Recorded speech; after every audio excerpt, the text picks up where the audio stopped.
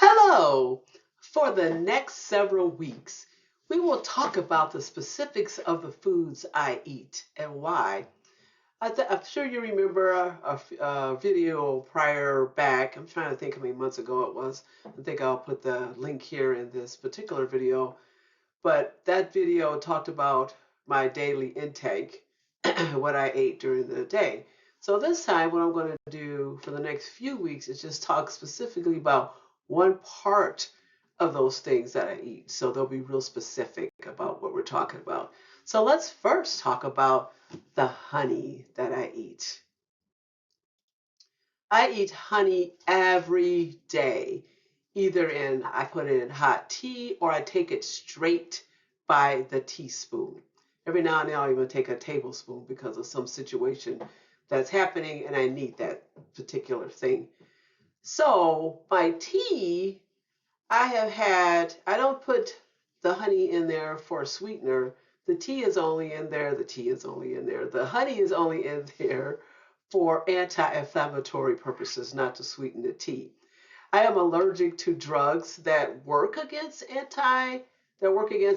inflammation. So honey is my natural gift from God. So here let's talk about some of the benefits of honey. As it shows here, the it has antibacterial and anti-inflammatory properties. And that's one of the main reasons I do it, so that every day it's fighting against any anti-inflammatory issues that may be popping up in my body that I may or may not know about. And it's a great antibacterial instead of taking antibacterial drugs. Honey does that for me. There's also a cough suppressant. It's funny because and it says don't put it in infants, meaning any child that's under 1, even 2 years old, because it's a little danger for them to have that. So don't do that. Have the doctors tell you what they need to take instead. So with the cough suppressant, I hadn't even realized that until I did this video. Like, wow, cough suppressant. I just love when I get a chance to give people information because then I get to learn something. So I said, oh, cough suppressant. And recently, because of not even my allergies this time, this is my sinuses that's happening. I just actually went to the doctor today and she gave me some drugs for that. I'm thinking I'm having a major sinus infection. So then a cough started happening. I was like, oh no, I need to see her because I'm not trying to go into a cough because that's a pain. So then while I was doing this research, I said, oh, cough suppressant. So when I would go to bed, I would take a bigger dose of honey. I'm trying to see this on this list. Not only does it help with a cough suppressant, especially in children, but it also helps to mellow you out so you could go into a nice deep sleep. So that's exactly what it did for me. So I'm like, oh, okay, I'm liking this. Another reason why to have the honey to help reduce a cough and just to help you go to sleep naturally instead of taking some drugs that would knock you out. So anyway, it helps with burns and wounds healing, gives you healthy hearts, helps with cholesterol regulation, healing of any mouth sores and swollen gums. It manages seasonal allergies such as hay fever. So that's another reason for me because I do have some seasonal allergies from trees, dust, even though dust and mold is all the time, so that's not seasonal, but trees definitely are spring trees, fall trees. It boosts the athletic performance, which is cool. That way I can keep myself fit that way when I'm walking all the time. Relief from cold sores. This way you have healthy skin and hair. It aids in digestion. It relieves asthma, which I have. So I have asthma, so that's another reason that's a benefit for me. And it helps health digestive tract ulcers, and it relieves sunburn. So the side effects of that is it has calories in it. Too much of a good thing is too much. So don't just start thinking, oh man, honey is doing all the stuff for you. Let me just start guzzling down a gallon of it a day. Oh no, too much is an excess that will increase your calories. It'll cause you to gain weight. So you need to use it in moderation. Don't just just eat it, drink it, just because of the health benefits. There's a lot of healthy foods out there, and eating too much of something is always going to be not good for you. So also there's a situation where if you have pollen allergies, there are certain allergies that people have. Like I said, I have certain tree allergies. None of them are the ones that are affecting me with the honey, which was also a good thing to know because I did check that out. Like, oh, okay, none of the the pollens that I am allergic to is not in some of these honey. So you need to check that out. So if you know you got a pollen allergy, check to make sure that the source of the honey is not from the trees, the pollen, or the flowers, or whatever that causes your allergy. So that could be another issue if you have eaten some of that. So you could have to check the labels and make sure that where the bees get the pollen from. There we go. Okay, it could increase your blood sugar level. So this could, if you have diabetes, this could be a problem. Same thing with this whole moderation thing. So don't you want to overdo it. And then sometimes if you're taking some sort of medication, it could also have some kind of effect on that. So you got to make sure you talk to your doctor if you're going to start increasing your honey level and you're on some kind of medication. Make sure that still works together. So let's just talk about sugar. Sugar is what most people do. Sugar came from the cane. It is coming from a vine. I mean, it's coming from something natural that God made, but it's also something that man made. It's processed. So these are just an example of what's in sugar that are high in sugar. So you got the soda pops, the sport drinks, the energy. That's 42%. That's almost over half of what sugar is used for. Grain-based desserts, fruit drinks, dairy desserts, candy, ready-to-eat cereals, sugars, honey, tea, yeast breads, syrups, and toppings. So a lot of times when people do decide they're going to withdraw from the sugar, they start having withdrawals just like any other addict would. You know, we get headaches, depression, and be anxious, have mood swings, tiredness, and then it may take a few days to taper off, but then it eventually goes away. I know I used to have tea with my sugar before I lost 53 pounds when I was 53. So my tea was always thick because it had to be the sweetest possible. Then I just stopped cold turkey. Wasn't because I wanted to lose weight. Somehow it just happened. I don't know what happened, but one day I looked up, wait, I don't know how I accidentally, because I didn't do this on purpose, accidentally stopped taking sugar in my tea, or rather, like I just said, I put tea in my sugar. So I just looked up and said, oh, man, I went a couple times without that. Might as well don't go back because I didn't need a need for it. Especially when there's so many teas out there that's so flavorful. Why do you need sugar? You don't need to be sweet. Just go with the flavor that it is. The nice hot tea. This is what I'm talking about, hot tea, not cold tea, because a lot of cold teas do need sugar. But hot tea, because that hot tea is so, it's just so soothing and tasty. So I stopped cold turkey with that. So I don't put sugar in my tea. The most I put in there is the honey. And that's only in the morning and in my morning teas. Otherwise, the rest of the day, if I'm drinking tea, hot tea, I don't have any honey in it. It's just in the morning because I'm actually treating it like it's a medicine, getting my teaspoon of honey in my tea, or even tea. Okay, another thing I put tea in is hot cereals. So sometimes I'll have a double whammy, like tea in my tea, honey in my tea, and honey in a hot cereal like oatmeal or cream of wheat. Anything that I normally would have back in the day when I was younger would have put sugar in. It's honey instead. So I'm still getting that little sweet taste that I need, but I'm getting it on a healthier way.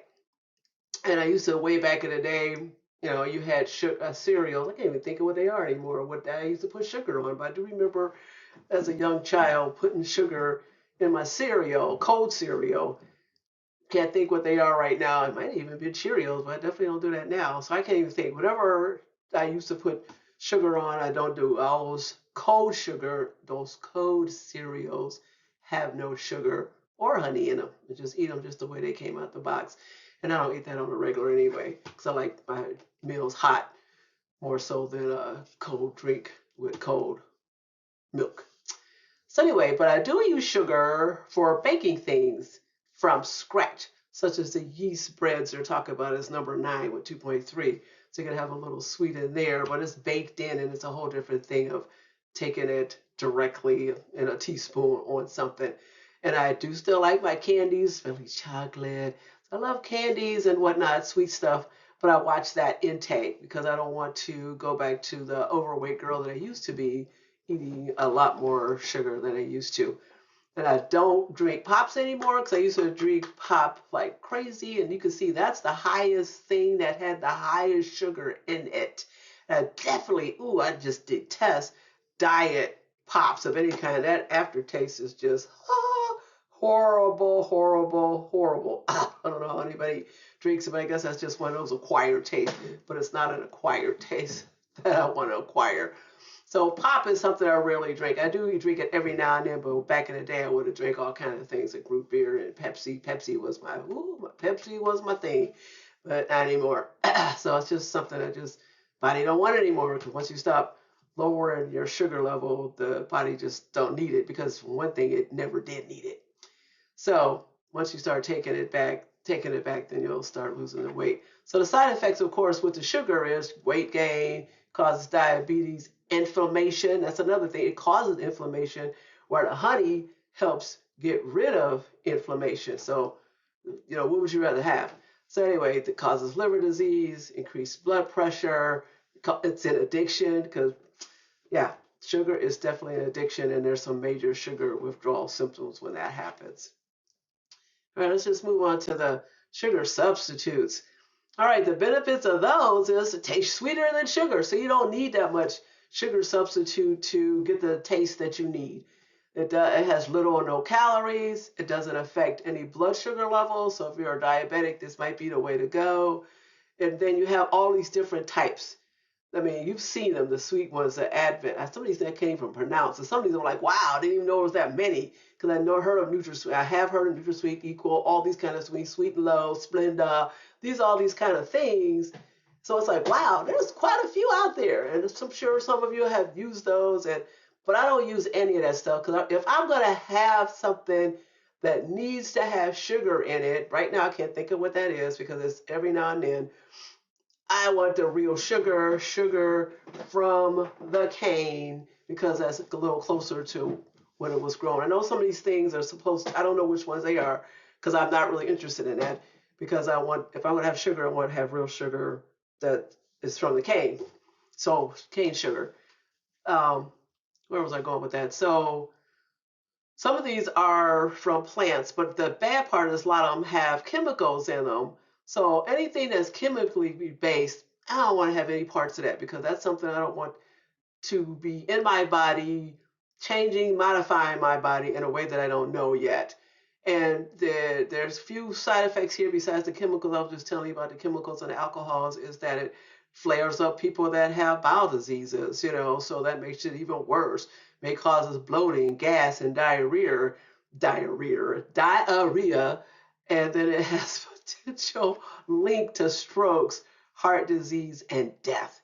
So the unfortunate part about it, there's just not enough research out there yet to show the long range effects of this product. So, but it gives the wrong message about processed food because a lot of processed food have this stuff in there. Think, okay, it's cool because it has this thing in there and it's cool.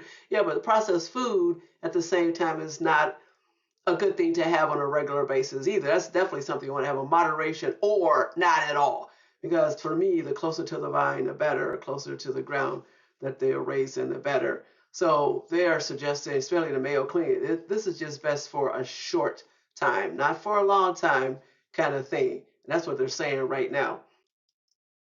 Anyway, so let's just talk about what the scriptures talk about. In the scriptures, we're just going to give you two scriptures because there's a ton of scriptures about honey. So John the Baptist, I'm sure a lot of you have heard about him. He was a man that had clothes that were made of camel's hair, and he had a leather belt around his waist. And his food was locusts and wild honey. That's kind of deep. You think about the only thing he ate was locusts and wild honey. So he had protein and the carbohydrates that he needed from the honey to survive. Just two things. Wow. And he didn't sound like he was skinny or anything or, undernourished. He was making it. He was doing God's will. He was baptizing people and bringing them to the Lord. And all he had was locusts and wild honey and wore this camel's hair outfit. So that makes you think, wow, why was that mentioned in the Bible? So there's this scripture here mentioned here in Deuteronomy 8:6-9, where it says, observe the commandments of the Lord your God, walking in obedience to him and revering him. For the Lord your God is bringing you into a good land. He's bringing the Israelites into a land flowing with milk and honey, a land with brooks, streams, and deep springs, gushing out into the valleys and hills, a land with wheat, barley, vines, and fig trees, pomegranates, olive oil, and honey, a land where bread will not be scarce and you will lack nothing, a land where the rocks are iron and you can dig copper out of the hills. There are so many scriptures in the Old Testament and the New Testament, more in the Old Testament, about the land where the Israelites were walking into that the God was giving them that is flowing with milk and honey. I mean, there are 62 verses between the Old and the New Testament that talks about honey. So that makes you think, if God is talking about honey, honey, honey, honey, there must be something to that. God does not repeat himself unless it's really important. So that tells you right there, honey needs to be in our diet. And then make sure the honey is from bees that are getting it, pollinating it from nature that's out there. So yeah, let's think about that, because when God says eat something, he'll tell you what it is to eat. So honey is something that needs to be in our diet, and for me, it's in my diet at least once a morning. And recently, because of the cough, like I told you, I added it for my cough suppressant at night, and for me to sleep well, so that I get through this cough. So and then, so yeah, there we go. Make sure we have honey in our diet and eat that which is closer to the vine, meaning it's grown from the ground up, not processed in a factory, infused with chemicals, infused with something that makes the living thing grow bigger. So make sure that their food is closer to the vine or raised closer to running wild in the field, in the yard, whatever.